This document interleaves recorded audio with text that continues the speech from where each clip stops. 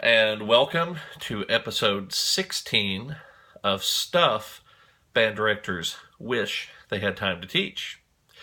I'm Steve Bonham, your host, and as I mention every time, I am a performing artist and educational clinician for Bach Trumpets, a division of the Conn-Selmer Corporation.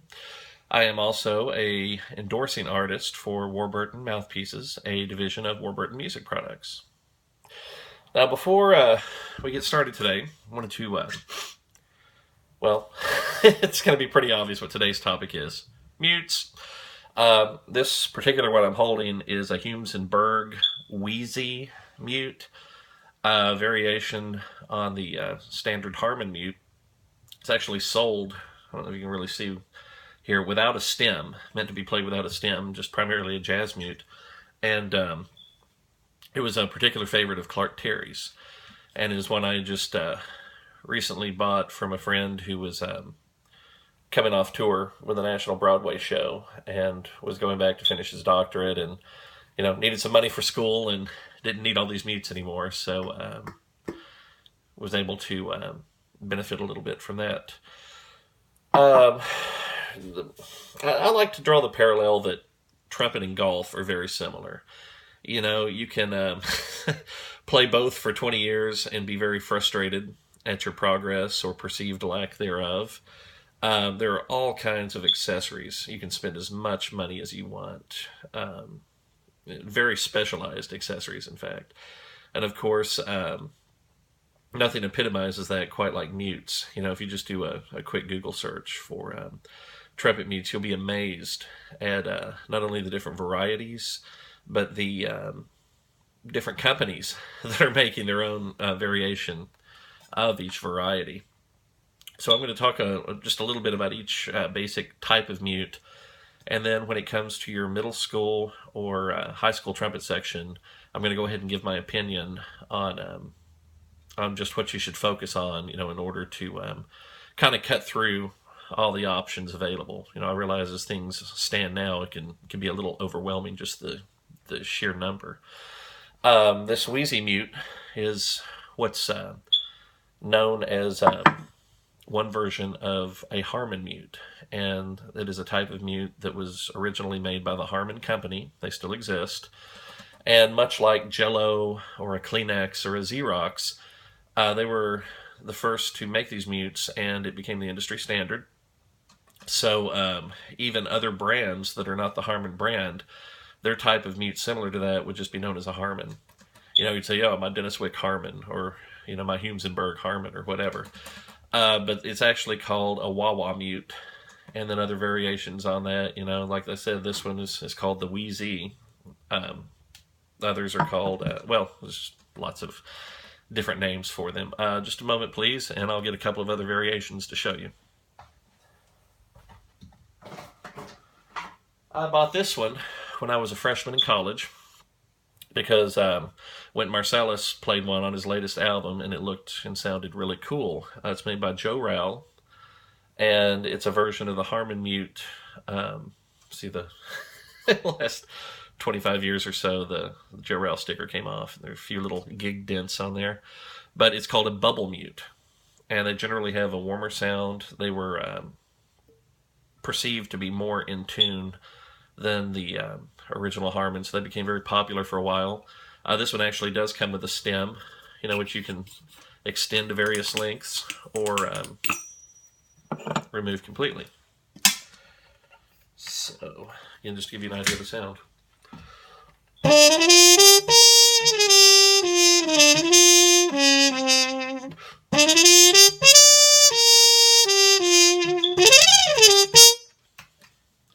Again, very different sound. Another one is the Dennis Wick version, and this is very close to the original Harman design. And again, many would argue that it's better in tune. I don't really want to bash any particular company. My first Harman mute was a Harman brand, the all aluminum Model B, which is the basic and original wah-wah mute. Of course, I do have a Dennis Wick. Like I said, I don't have an endorsement with him, but I do use Dennis Wick mutes about 95% of the time. So, of course, I've got those here. One moment, please.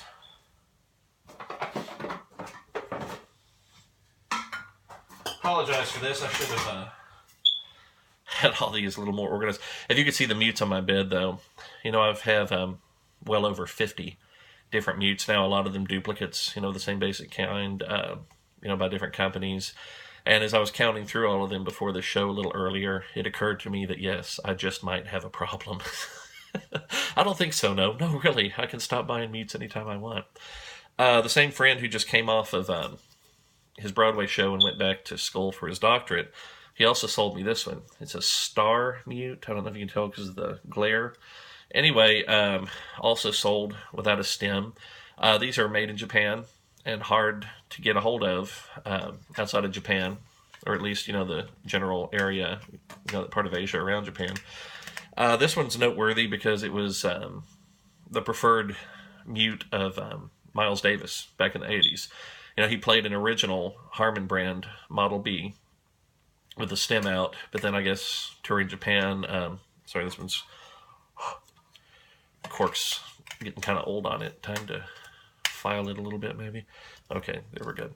I guess once he had toured Japan and found one of these, it became his go-to mute from the 80s until the end of his life in the early 90s.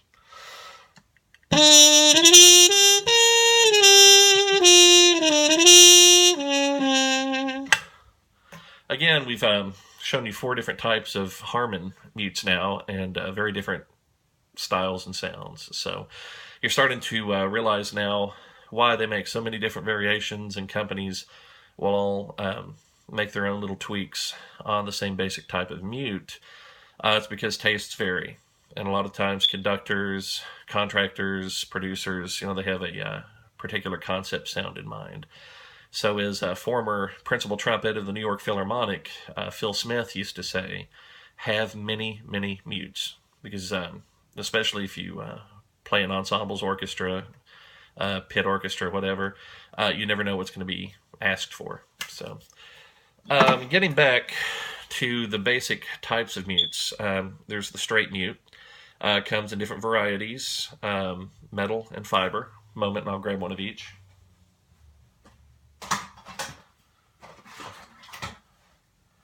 Here's one example of a fiber mute, and by fiber mute, it can be cardboard, it can be plastic. Basically, it's just kind of a generic term for not metal when they call it fiber. Some of them are even wooden now, and this one is a made by Humes and Berg, the stone-lined, basic old red and white. And then I've got a Joe Rowell here. These are not original Joe Rowell corks. I actually recorked them when the old corks got old and dry rotted.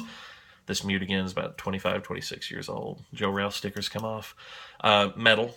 And in one of the early episodes, I mentioned getting a metal straight mute to use as a pedagogical tool for centering your tone. Then after the straight mute, you've got the cup mute. Again, pardon me.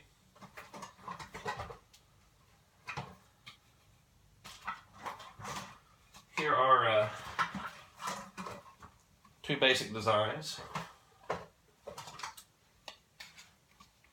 You've got, this one's made by Bach, and it's plastic. It's got a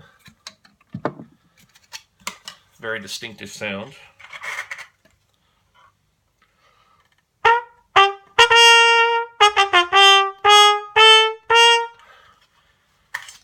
The fiber cup mutes are generally used for a warmer sound. Here's pretty much the industry standard, the original red and white Humes and Berg stone-lined.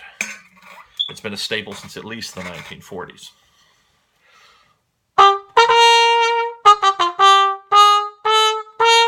They also have metal ones, and the fiber ones are not only made of plastic. Sometimes they're made of felt and cloth and even paper type products as well. As you can see, it's very, very easy to to get overwhelmed.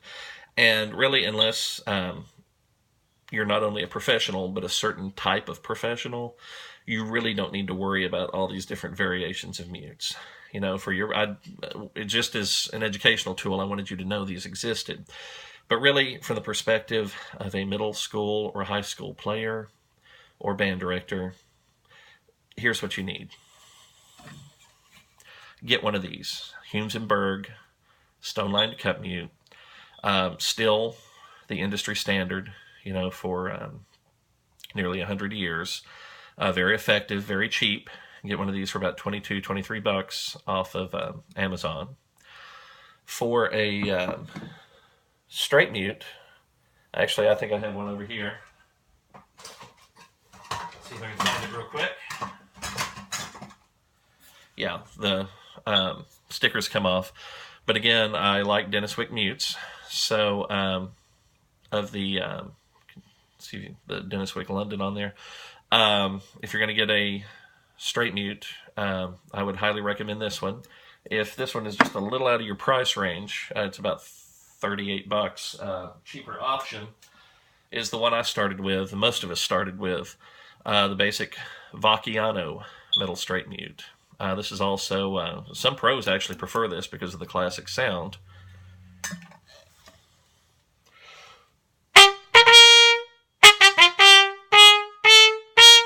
Certainly leaps right out at you, the sound. This is about 20 bucks on Amazon. So, if the extra 18 bucks or whatever is an issue, this is, in my opinion, your best budget option, the Vacchiano metal straight mute. Now, as far as a Harman mute, I looked, and I think it's packed away in a box somewhere.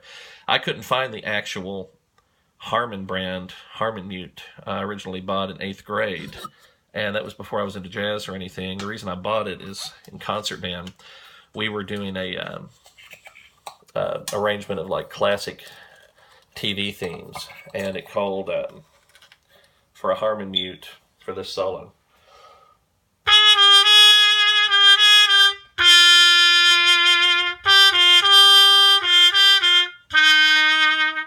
The theme for MASH, and I think later it also called for it on the theme of the Alfred Hitchcock show as well.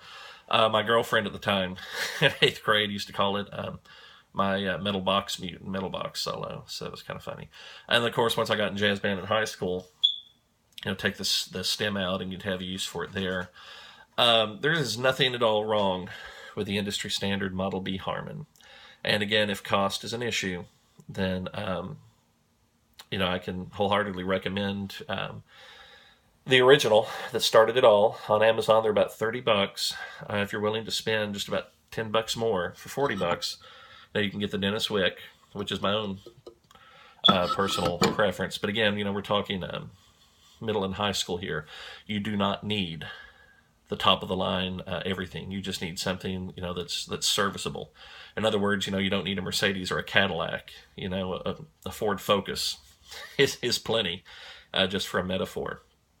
So you look at what you spend on a video game these days. 60 bucks, sometimes even more, for these three mutes: the Vacchiano straight, Humes and Berg stone lined cup, and your basic Harman mute, assuming you get the Harman brand. Let's see, that's 23, 20, 43, that's 73 bucks, less than $75. And they're all available through Prime, so you wouldn't have any additional shipping. So for less than $75, you can get the mutes you're going to need that are going to take you, honestly, into college as well. If you went all the way through college using these three mutes, they're professionals that use all three of those, even though they're considered kind of basic and maybe more economy line these days. Let's see, in closing, I guess I would just say don't get overwhelmed by all the choices. As with everything in my life, I try to follow what I call the KISS method, keep it simple. And again, where I mentioned trumpet is like golf, and you can spend about as much money, as you want on stuff. You can also get what you need for, a reasonable amount of money. And really, to take you all the way through middle school and high school and maybe even college, for less than $75, after you've already bought a horn, it's pretty reasonable. And these mutes pay for themselves. My basic gig mutes that I use 95% of the time, they're all about 25, 26 years old.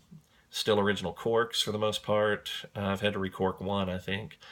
And I easily expect to get another 25 years out of them at least. And the worst I might have to do is recork them at some point, which is nothing.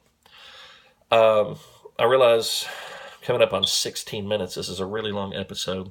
I agonized over this a little bit and decided rather than make this a two-part episode, I'd rather just plow through and make one really long episode because, quite honestly, some people find mutes to be boring. And I didn't think the subject really required making it 2 episodes. So let me just close and talk about continuity of sound. Some people think it doesn't matter if everyone's using all different kinds of mutes. Some people, think everyone has to be on the same kind of mute. Now, when it comes to horns and mouthpieces, I think it's a very individual decision. But when it comes to mutes, I believe that it's to your advantage to have everyone in the section playing the same kind of mutes. Now, some people are even more purist than that and think that both, the trumpets and trombones, for instance, should all be playing the same kind of mute. I'm not that crazy with it. I think as long as all the trombones are playing the same kind of mutes and then all the trumpets are playing the same kind of mutes, then you're going to get a good continuity of sound. And so these are cheap enough that just about every student should be able to afford and buy their own. But also, just for continuity's sake, and because $73 per kid is such a drop in the bucket, compared to uniforms and the other things, that you band directors spend your money on. I would strongly urge you to buy a whole section worth of each type of mute, so it comes out to $73 per kid. Treat it like a uniform, check it out at the beginning of band class, and then don't let it go home with the kid. They can buy their own if they want to practice at home with a mute. And, check them back in at the end of class. And make sure that all your trumpet players, are playing the same types of mutes, and then do the same thing for your trombone players. But between the 2 sections, they don't have to be the same kind of mutes, just continuity within the section. Again, this is my opinion, and I'm sure you could find people that would disagree, but like with everything I say on these instructional videos, I will never insist that my way is the only way, but it certainly is one valid way, and it does work. So again, as always, thank you for watching. Next week, I anticipate having Mr. Al Greener, Director of Athletic Bands at the University of Louisville, as a guest host to talk about a few things. So until then, take care. Thanks for watching. Bye-bye.